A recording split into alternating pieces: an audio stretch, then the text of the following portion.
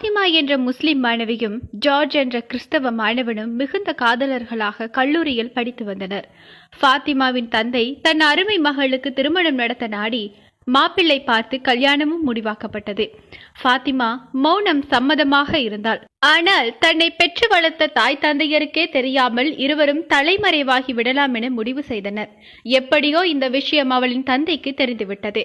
அவள் அழுது கொண்டு தன் தந்தையிடம் கூறினாள், ஜார்ஜை தவிர வேறு யாருடனும் என்னால் வாழவே முடியாதென்று அழுது புலம்பினாள். மகளின் ஆசைக்கும் மகிழ்ச்சிக்கும் ஒருபோதும் தடையில்லாமல் இருந்த அந்த தந்தை சம்மதித்து விட்டார். ஊர்வாசிகள் குடும்பத்தினரிடத்தில் எப்படி பதில் சொல்வேன் என்று நினைத்து தனியாக ஏங்கிக் கொண்டிருந்தார்.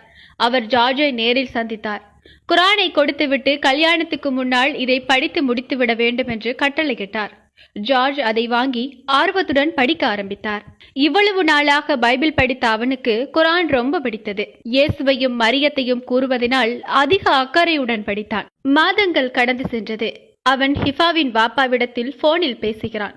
அஸ்ஸலாமு அலைக்கும், நான் ஜார்ஜ் என்கின்ற முகமது ஃபாசில் பேசுகிறேன் என்றான். ஃபாத்திமாவின் வாப்பாவிற்கு மகிழ்ச்சி தாங்க முடியல.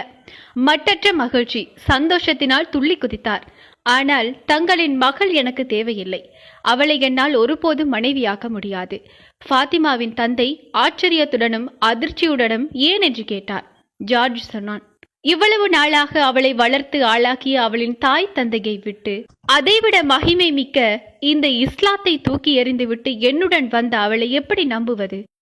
சுவனம் நரகம் இருக்கிறது என்று இவ்வளவு தெளிவாக குரான் கூறிய பிறகும் கிறிஸ்தவ மதத்தைச் சேர்ந்த என்னுடன் வருவதற்கு தயாரான அவளை எப்படி என்னால் ஏற்றுக்கொள்ள முடியும்? எனக்கு தேவை சாலிகான ஒரு மனைவி. அதை நான் அல்லாஹ்விடத்தில் கேட்டுக்கொண்டே இருக்கிறேன் என்று பதில் கூறினான். உண்மையாகவே இஸ்லாம் மார்க்கத்தை முழுமையாக அறிந்த ஒரு முஸ்லிமிடமிருந்து இப்படியான பதிலே நிச்சயம் வரும். சுபஹானல்லாஹ்.